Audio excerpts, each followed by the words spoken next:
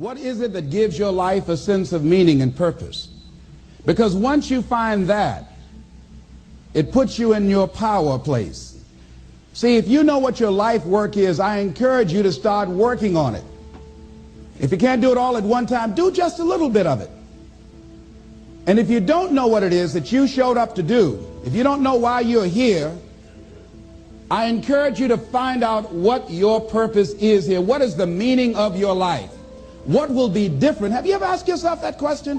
I've done that. I remember coming from a friend of mine's funeral, and I was reflecting on how much time I had left.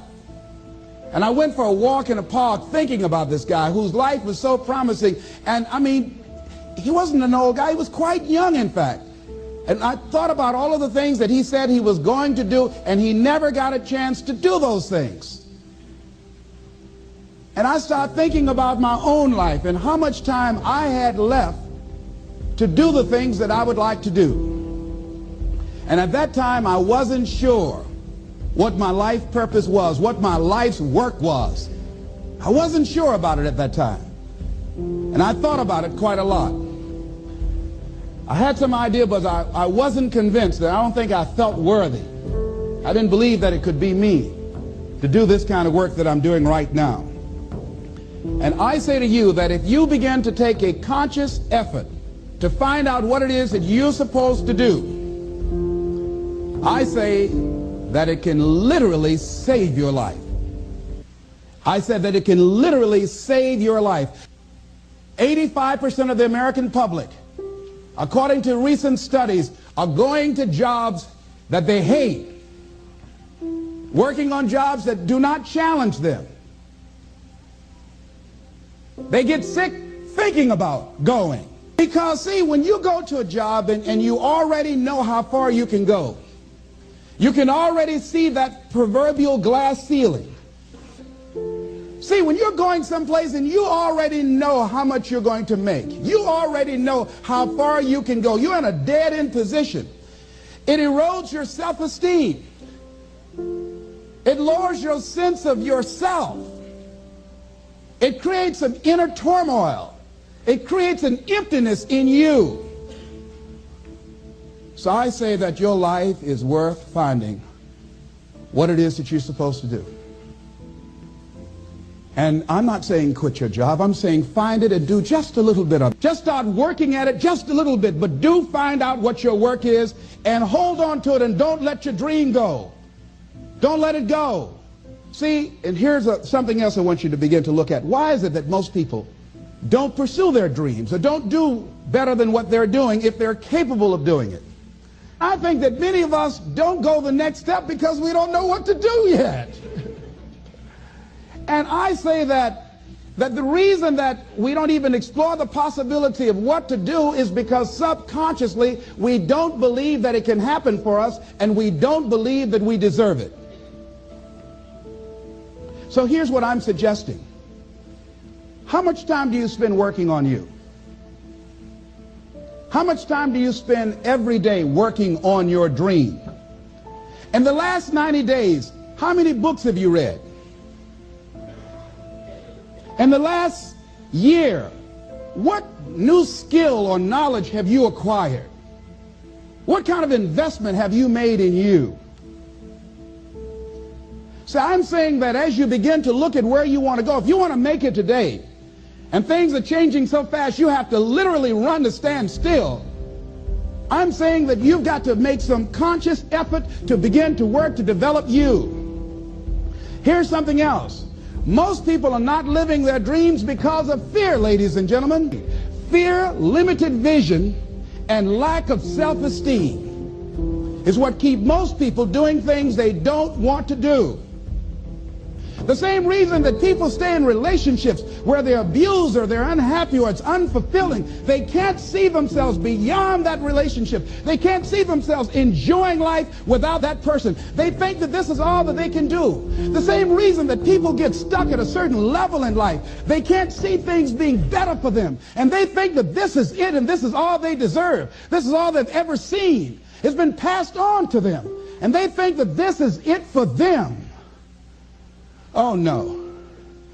Looking what Dr. Blanton Smiley Blanton, who is a colleague of Dr. Norman Vincent Peale. What he said about fear, he said, fear is the most subtle and destructive of all human diseases. Ladies and gentlemen, fear kills dreams. Fear kills hope. Fear put people in the hospital. Fear can age you. Fear, ladies and gentlemen, can hold you back from doing something that you know within yourself that you're capable of doing, but it will paralyze you. And it seemed like you're in a hypnotic spell. And I ask you a question, what is the benefit? What's the benefit of allowing fear to hold you back? What's the benefit of giving up on yourself, of not stepping out on life and taking life on? What is the benefit for you? What's the plus in that? It's one of the things I had to ask myself. So I didn't want to make any mistakes. I wanted everybody to like me. I wanted to be perfect the first time I did something. It's not going to happen. You're going to make some mistakes. You're going to hurt some folks' feelings. You're going to create some enemies whenever you decide that you want to begin to take life on. You've got to ask yourself, how long am I going to allow this to hold me back? I like what Zig Ziglar says. He said, fear is false evidence appearing real. That is an illusion that we create in our mind. It is a state of mind that can be changed. So let's look at how we can begin to take some steps to restructure that fear, to begin to expand our visions of ourselves, to begin to increase our self-esteem. Webster said that self-esteem means confidence and satisfaction in oneself. Look at your life right now. Whatever you've done up to this point in time, your life is working. Whatever you have produced, it came out of you as a result of the kind of person that you have become. It's a result of your choices. It's a result of your consciousness. Now you have to ask yourself, are you satisfied with what you have produced? Is this what you want? Would you like for things to be better than this? Do you believe that you deserve better than this? Or are you content? This is it. You don't have to do anything else. That you already resign yourself in life and say, well, I'm happy. I'm not starving like the people in Calcutta. Are you allowing yourself to get off the hook like that? Or do you believe somewhere in the back of your mind or in your heart that there's some other great work for you to do? There's something else that life has for you. And that's why you're here. How do we handle this fear factor? How do we increase our self-esteem? You have to begin to fortify yourself. How do we do that? I believe that you have to begin to consciously monitor your inner conversation and start talking to yourself. Start building yourself up. Sometimes the only good things you will hear about you are the things that you say to you. So I'm saying learn to be your own booster. Start building yourself up. Start encouraging yourself. Start saying, I can do this. I can make this happen. When I started thinking about becoming a speaker, I said, yes, I can do this. I can make this happen. When I start trying to convince myself I can be a businessman after flopping and failing and losing thousands of dollars and feeling stupid and dumb and having people take advantage of me because of what I didn't know, I had to talk to myself because people were saying to me that I was dumb. And somewhere in the back of my mind I was saying, you're right, look at what I've done. I had to say, no, Les. Hey, come on, man, get yourself together. You can handle this, you just haven't figured it out yet. It's all right. This is your training period. This is the tuition you have to pay for what you don't know. You can do this. Other people have done it. It doesn't take an Einstein. Get you some people that can teach you some stuff that you don't know. Get you some people that have done it successfully and learn from them. Take some seminars, workshops, read some books on how to manage a business. Change the way you see yourself and begin to tend to the personal details. Understand that nobody's going to take care of your business better than you. And when I start changing that kind of mindset of beating myself up because of my mistakes and start looking at the possibility of my doing better, of my making the adjustment that would enable me to do what I want to do successfully, things begin to change. And I say, stop beating up on yourself. You do it. I know you do it. I've done it. It's a natural inclination for us to put ourselves down. See, we are born negative, I think, in a negative consciousness because we live in a negative world. Here's some other things, ladies and gentlemen. Begin to guard your mind against negative programming, like turn off the television.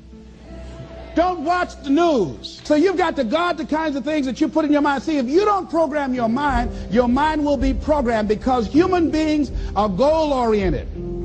That's why we die of broken hearts early. That's why we're running through life to early graves. We're going through life, ladies and gentlemen, and I think that Henry David Thoreau said that most men live in quiet desperation. Most of us go through life running scared.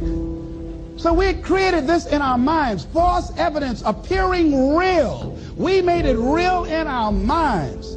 That's why Churchill said there's nothing to fear but fear itself. That's the destructive monster. So turn off things that can contribute to your fear. Turn a deaf ear to people that all they can do is talk about how negative things are, because they have bought into the consciousness of the world.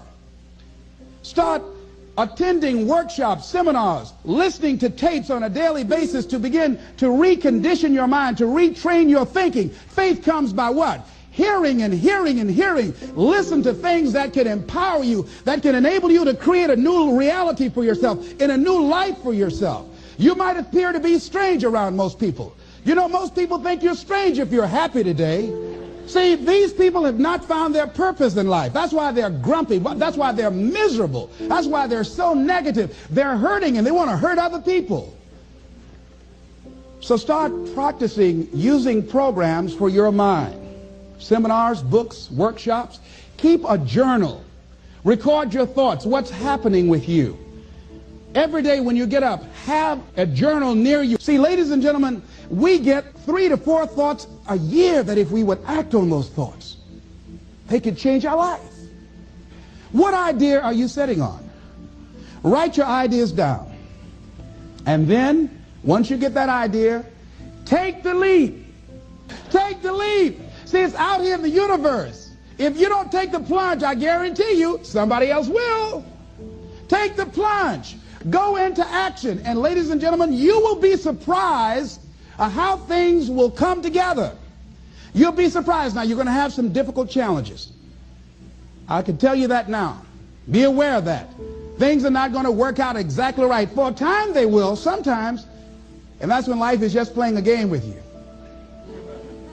I want you to feel good and relax.